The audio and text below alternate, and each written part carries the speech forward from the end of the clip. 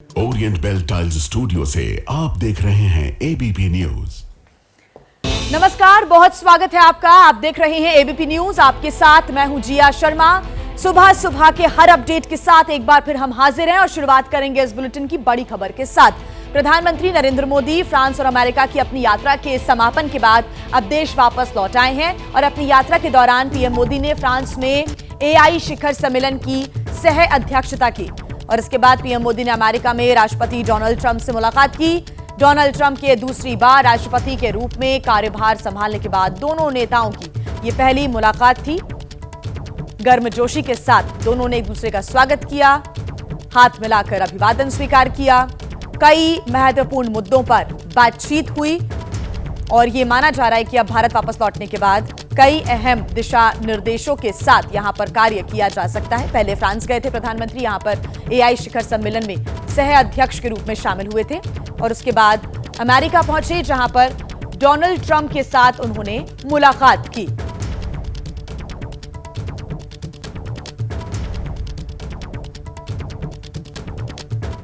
और आइए अब आगे बढ़ते हुए स्पेशल रिपोर्ट में बात कर लेते हैं चुनाव से जुड़ी बड़ी खबरों की।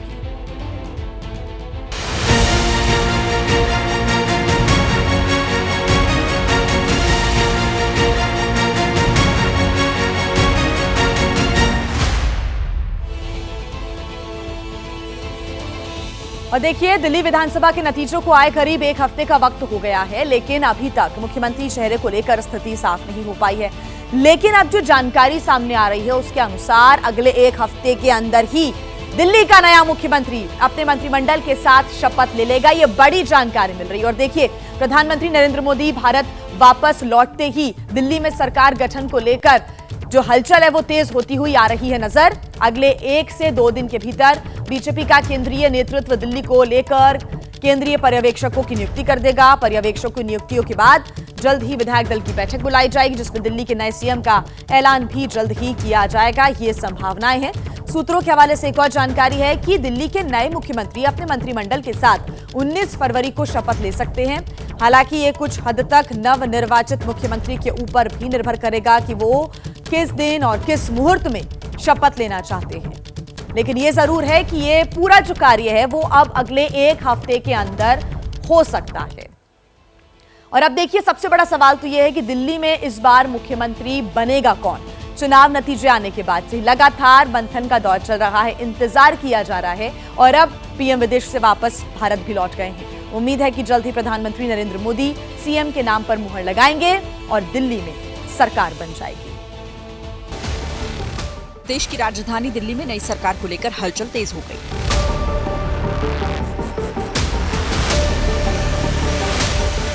एबीपी न्यूज को सूत्रों से जो जानकारी मिली है उसके मुताबिक 19 फरवरी को दिल्ली का नया सीएम शपथ लेगा।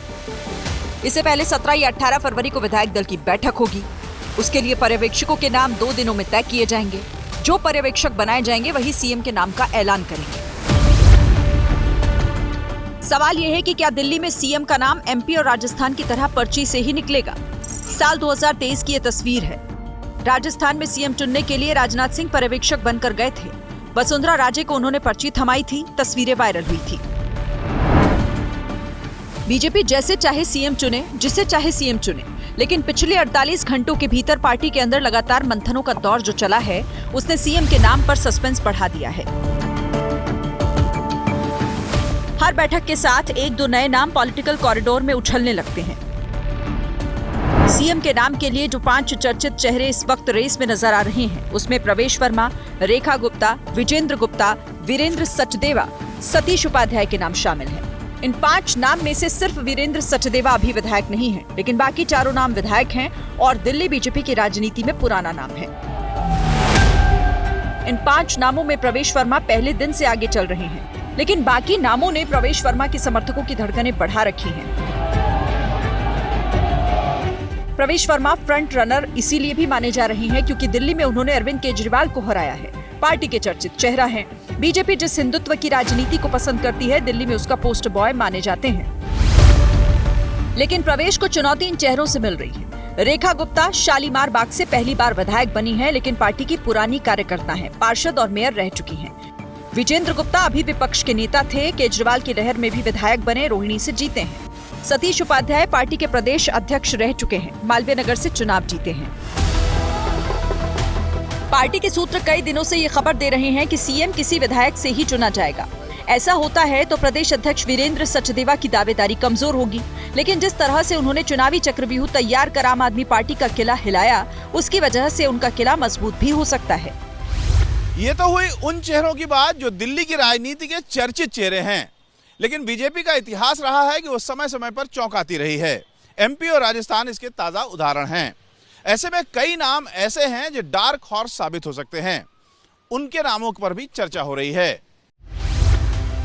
इन गुमनाम चेहरों में उत्तम नगर के विधायक पवन शर्मा हैं, गोंडा के विधायक अजय महावर हैं, आदर्श नगर के विधायक राजकुमार भाटिया, विकासपुरी के विधायक पंकज सिंह और लक्ष्मी नगर के विधायक अभय वर्मा हैं। इन 5 चेहरों की सबसे बड़ी पहचान यही है कि ये बीजेपी के लॉयल हैं, पुराने वर्कर हैं। कोई रेस जारी नहीं है। विधायक दल की मीटिंग होगी और जो विधायक दल का नेता होगा वो चुन लिया जाएगा। हमारे यहाँ कोई इस तरह का कोई भी खींचतान नहीं है। विधायक दल की जब मीटिंग होगी, विधायक दल का नेता चुन लिया जाएगा। जी, पार्टी का निर्णय है, उसमें हम लोगों का कोई किसी प्रकार का कोई संकेत नहीं है। जिस प्रकार का दिशा निर्देश पार्टी का होगा अब तक हम करते आए हैं, आगे भी हम करेंगे। बीजेपी ने अगर मध्य प्रदेश और राजस्थान वाला फॉर्मूला निकाला तो शिवराज सिंह चौहान, वसुंधरा राजे और रमन सिंह की तरह चर्चित नाम पीछे छूट जाएंगे और गुमनाम चेहरों में से किसी एक की लॉटरी लग जाएगी। इस बार पूर्वांचल से 4 विधायक जीते हैं। इनमें कपिल मिश्रा, अभय वर्मा, पंकज सिंह, चंदन चौधरी शामिल हैं। साल के अंत में बिहार में विधानसभा चुनाव होने हैं। सीएम की रेस में शामिल पंकज सिंह और अभय वर्मा मूल रूप से बिहार के हैं। इस बार पूर्वांचली वोटर्स ने बीजेपी के पक्ष में जबरदस्त वोटिंग की है। पूर्वांचली नेताओं के नामों की इस चर्चा के बीच दिल्ली में धुआंधार प्रचार करने वाले गोरखपुर के सांसद रवि किशन ने सीएम को लेकर जो बयान दिया उसे देखना जरूरी है। कोई ऐसा फेस प्रधानमंत्री जी का संगठन चुनेगा जो 20-25 साल तक चेहरा बने रहे और पार्टी की सेवा करते रहे और इस दिल्ली को एक राजधानी, अद्भुत राजधानी बनाए। कोई भी कार्यकर्ता हो सकता है, पहली बार का विधायक हो, कोई भी, यही तो भाजपा की सुंदरता है। दिल्ली में बीजेपी 26 साल बाद सरकार बनाने वाली है और ये पहला मौका है जब दिल्ली एनसीआर में सिर्फ और सिर्फ बीजेपी की सरकार होगी। यूपी में योगी आदित्यनाथ सीएम हैं, हरियाणा में नायब सिंह सैनी सीएम हैं, राजस्थान में भजन लाल सीएम हैं। ऐसे में जब बीजेपी दिल्ली के लिए सीएम चुनेगी तो न सिर्फ आस पड़ोस के जातीय समीकरण का ख्याल रखेगी, बल्कि भविष्य में होने वाले नफे और नुकसान को भी तौलकर फैसला लेगी। हो सकता है आने वाले दिनों में जिन राज्यों में चुनाव है वहां के समीकरण को भी ध्यान में रखकर फैसला लिया जाए। अब बीजेपी का सीएम बनने के लिए खूबी क्या चाहिए उसे समझिए। असल में बीजेपी तत्काल 2 मुद्दों का समाधान चाहेगी। पहला यमुना की सफाई का होगा, दूसरा दिल्ली को प्रदूषण मुक्त बनाने का। इन दोनों के समाधान का विजन जिस नेता के पास होगा वो खुद ब खुद सीएम की रेस का फ्रंट रनर बनेगा। अभी एबीपी न्यूज को सूत्रों के हवाले से खबर मिली है कि पहली कैबिनेट में ही यमुना सफाई के लिए कमेटी बनाई जाएगी। 26 साल बाद दिल्ली में बीजेपी सत्ता में वापस लौटी है। प्रधानमंत्री नरेंद्र मोदी के प्रधानमंत्री बनने के बाद ये पहला मौका होगा जब दिल्ली में बीजेपी का सीएम होगा और खुद प्रधानमंत्री भी देश की राजधानी दिल्ली को एक वर्ल्ड क्लास सिटी बनाना चाहते हैं। इसी वजह से सीएम फेस को लेकर फैसला काफी सोच विचार कर ही लिया जाएगा। और आइए अब खबरों में आगे बढ़ते हैं। एक और बड़ी खबर आपको बता दें, मुंबई पुलिस की आर्थिक अपराध शाखा ने न्यू इंडिया कोऑपरेटिव बैंक में कथित गड़बड़ियों की जांच शुरू कर दी है। बैंक के रिप्रेजेंटेटिव ने इसकी शिकायत ईओडब्ल्यू से की थी और इसके बाद मुंबई पुलिस की आर्थिक अपराध शाखा ने बैंक के एक प्रतिनिधि का बयान दर्ज किया है। ईओडब्ल्यू समझने की ये कोशिश कर रही है कि आखिर हुआ क्या होगा, कहां पर कथित गड़बड़ी हुई है। सूत्रों ने बताया कि बयान दर्ज करने के बाद आगे की लीगल कार्रवाई की जाएगी। 1-1 रुपया करके तो जमा कर ऐसे है ना पैसा।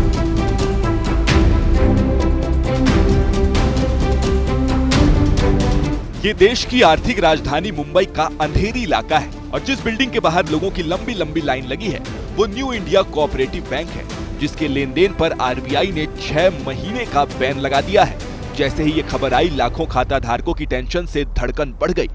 लोग परेशान हैं, रो रहे हैं, हाथ में पासबुक लिए हुए बैंक के अधिकारियों से सवाल पूछ रहे हैं। लेकिन इनके दिल को राहत देने वाला जवाब ना बैंक दे पा रहा है, ना बैन लगाने वाला आरबीआई।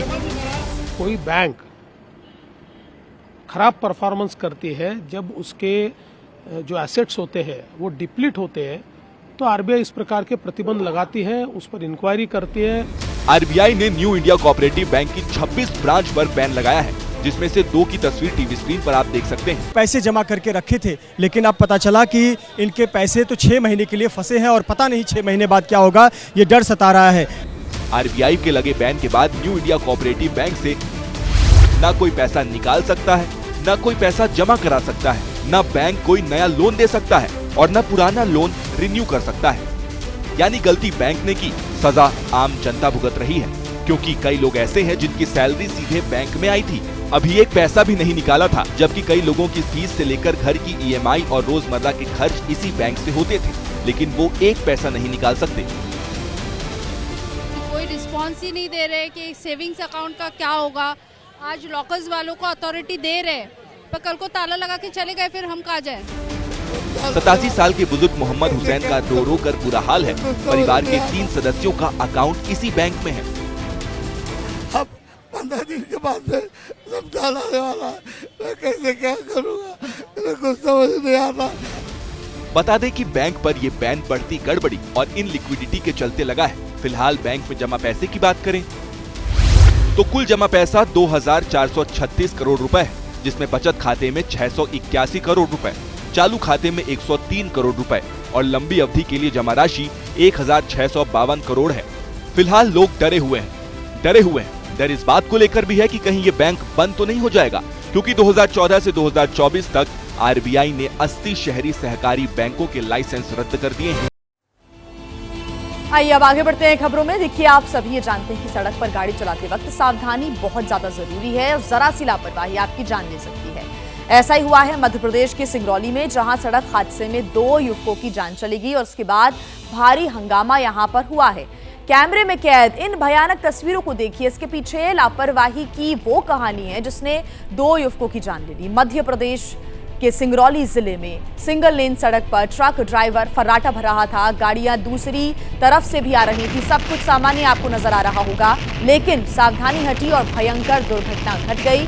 दूसरी तरफ से बाइक पर सवार होकर 2 लोग आ रहे थे, उनके आगे भी गाड़ियां थी जिसने वो साइड देकर जिनसे वो आगे बढ़ना चाहते थे। चूक ये हो गई कि साइड लेते वक्त उन्होंने ये नहीं देखा कि सामने से ट्रक आ रहा है और वो भी तेज रफ्तार के साथ। यही चूक जान पर भारी पड़ गई। ट्रक से टक्कर के बाद बाइक सवार दोनों युवक 20 फीट गहरी खाई में गिर गए और उनकी मौत हो गई। ट्रक भी पलट गया। खबर मिलने पर स्थानीय लोग जमा हो गए, हंगामा यहां पर होने लगा। लोगों ने बस समेत कई गाड़ियों को आग के हवाले कर दिया और किसी तरह पुलिस ने इन हालातों को काबू में किया है। लेकिन इन 2 तस्वीरों के जरिए ये समझना बहुत जरूरी है कि जरा सी लापरवाही कैसे जान पर भारी पड़ सकती है, उसकी बानगी इन तस्वीरों में आप देख सकते हैं।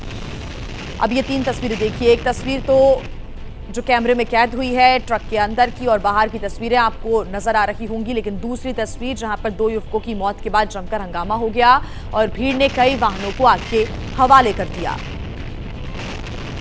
जरा सी लापरवाही कैसे जान पर भारी पड़ी, उसकी ये तस्वीरें। तेज रफ्तार का कहर एक बार फिर से नजर आया। ओवरटेक करते समय जरा सी लापरवाही हुई और 2 युवकों की जान चली गई।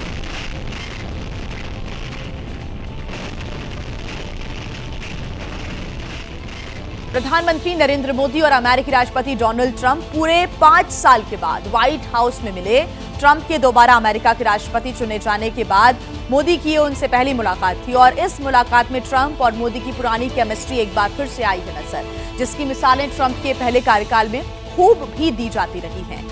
मोदी के अमेरिका दौरे में ऐसी 7 तस्वीरों और बातों की हम चर्चा कर रहे हैं जिसने दोनों के याराना पर मुहर लगाई है। लेकिन जिस दोस्ती की मिसालें दी जा रही हैं उसने हिंदुस्तान को आखिर क्या दिया, और इन सवालों का जवाब जानने के लिए हमारी रिपोर्ट आप देखिए।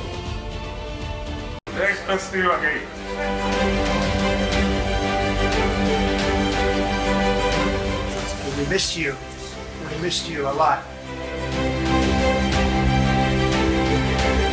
हम दोनों का मिलने का मतलब 1 + 1 2 नहीं, 1 और 1 11 होता है।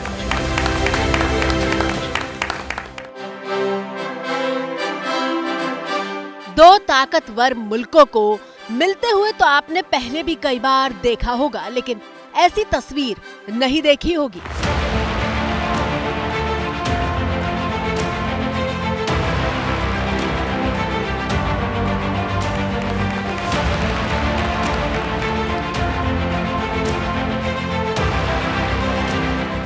प्रधानमंत्री मोदी के लिए अमेरिका के राष्ट्रपति डोनाल्ड ट्रंप पहले कुर्सी खींचते हैं, मोदी बैठते हैं और फिर विजिटर्स डायरी में लिखना शुरू करते हैं।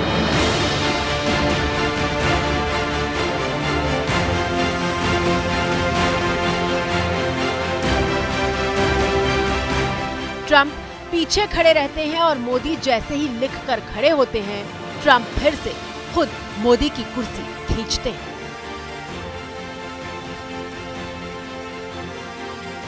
ये तस्वीर इस बात की मिसाल है कि ट्रंप और मोदी का रिश्ता दोस्ती से बढ़कर है। इस रिश्ते में सिर्फ औपचारिकता नहीं बल्कि वो केमिस्ट्री मौजूद है जिसकी बार बार मिसालें दी जाती हैं। It's really an honor to see you and you have been my friend for a long time. Trump और मोदी के बीच केमिस्ट्री की गवाही देने वाली ये कोई इकलौती तस्वीर नहीं है। दूसरी तस्वीर पर गौर कीजिए। मोदी के साथ मुलाकात के दौरान ट्रंप ने अपने दोस्त को एक तोहफा दिया।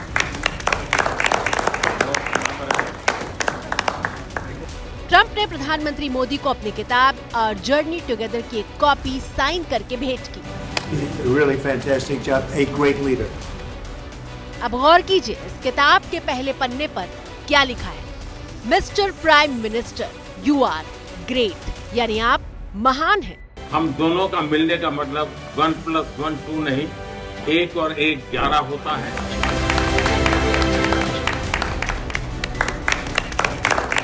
इस फोटो बुक में ट्रंप के पहले कार्यकाल का ब्यौरा है जिसमें प्रमुख आयोजनों की तस्वीरें शामिल हैं। 300 पन्ने की इस किताब में उन दोनों मुलाकातों का जिक्र है जब मोदी ह्यूस्टन पहुंचे थे और जब ट्रंप का गुजरात में 1.5 लाख लोगों ने भव्य स्वागत किया था।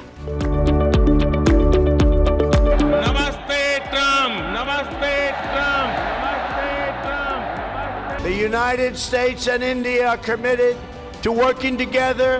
India-US friendship. Prime Minister, it is a pleasure to extend to you the same hospitality that you showed Melania and myself when we traveled to your beautiful country 5 years ago. It's hard to believe so long ago, and it seemed like yesterday. It was beautiful. और मेरे लिए खुशी की बात है कि आते ही राष्ट्रपति ट्रंप ने एक मित्र की तरह मुझे पुराने अहमदाबाद के स्टेडियम की याद दिलाई। ये बात सही है कि ह्यूस्टन में हाउडी मोदी और गुजरात में अहमदाबाद में नमस्ते ट्रंप, वो दो एक ऐसी बहुत बड़े विशाल कार्यक्रम रहे जिसकी गूंज आज भी भारत के हर कोने में सुनाई दे रही है। ये मौका उसी गर्मजोशी को फिर से जिंदा करने का था। ये पल दुनिया को याद दिलाने का था कि भारत और अमेरिका दोनों मुल्कों को एक दूसरे की जरूरत है और साथ आगे बढ़ने पर वो कामयाबी के कई मुकाम हासिल कर सकते हैं। राष्ट्रपति ट्रंप के पहले 4 वर्ष का मेरा जो अनुभव था, जो गर्मजोशी थी, जो उत्साह था, जो विश्वास था, वही गर्मजोशी, वही उत्साह, वही विश्वास के साथ हम फिर एक बार साथ मिलकर के आगे बढ़ेंगे। पीएम मोदी जब व्हाइट हाउस में ट्रंप से मुलाकात के लिए पहुंचे तब ट्रंप ने न सिर्फ गर्मजोशी से मोदी का स्वागत किया बल्कि एक दोस्त की तरह बताया कि उन्होंने मोदी को बहुत याद किया।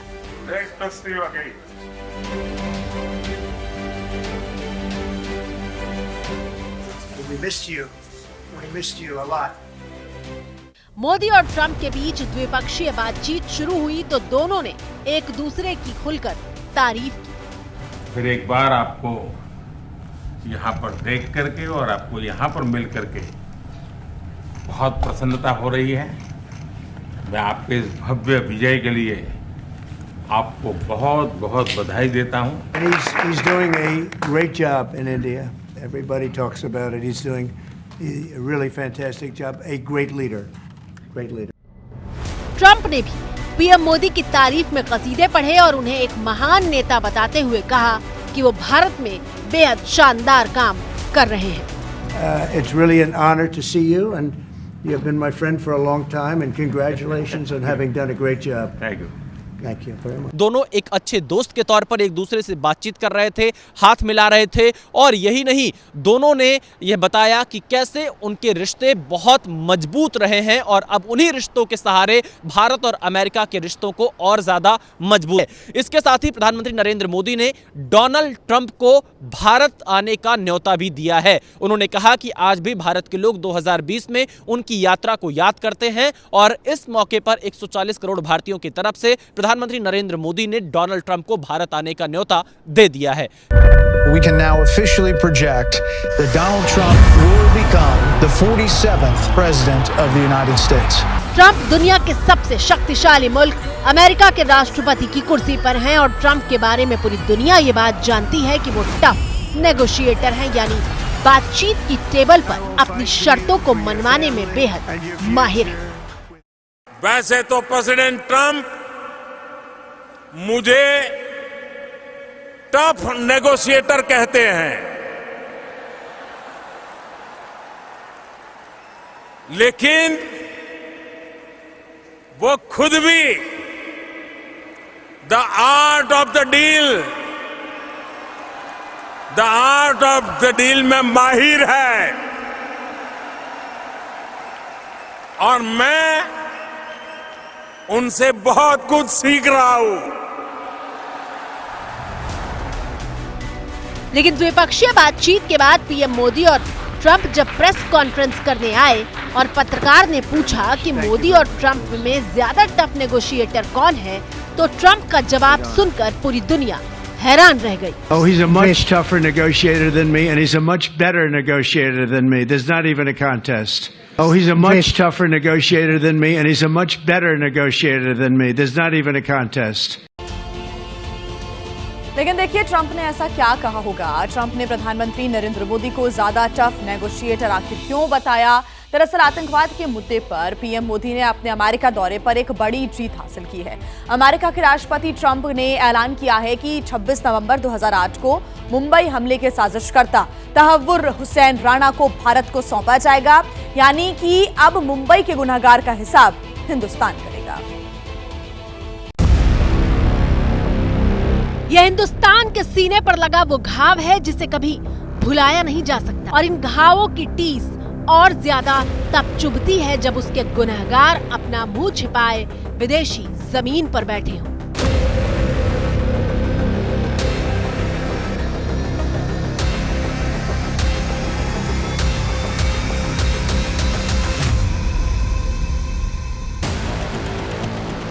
आपकी स्क्रीन पर मौजूद ये तस्वीरें अमेरिका के शिकागो में बेहद पॉश माने जाने वाले इलाके की हैं, और ये घर किसी और का नहीं बल्कि मुंबई हमले के साजिशकर्ता तहव्वुर राणा का है।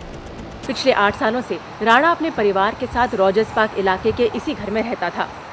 राणा और उसके परिवार की अपने पड़ोसियों से ना के बराबर बातचीत थी।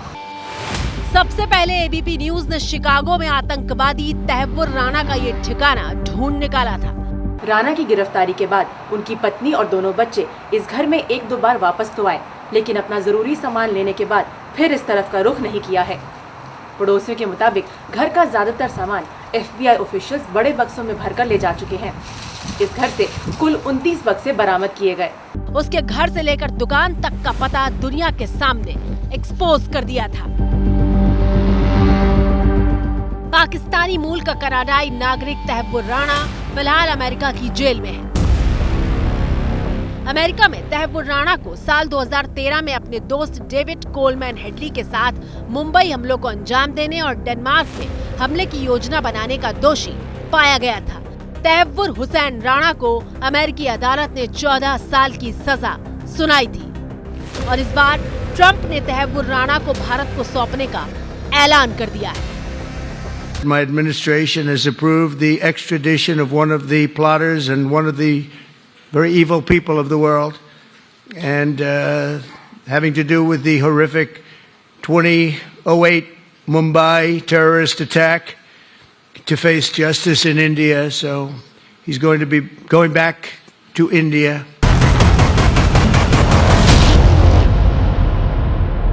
We are working on the logistics of this, his surrender and extradition to India. There are a few final steps to be completed. The two sides are in touch on this particular issue.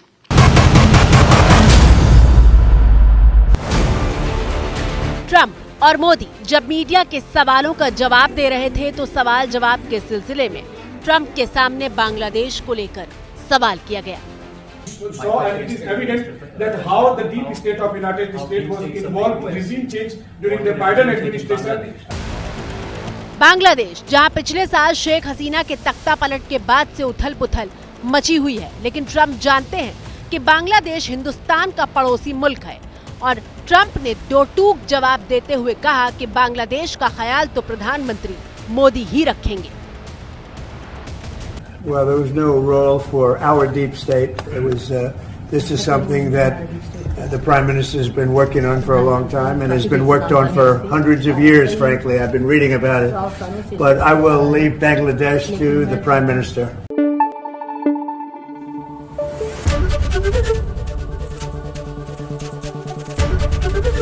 ABP news आपको रखे आगे।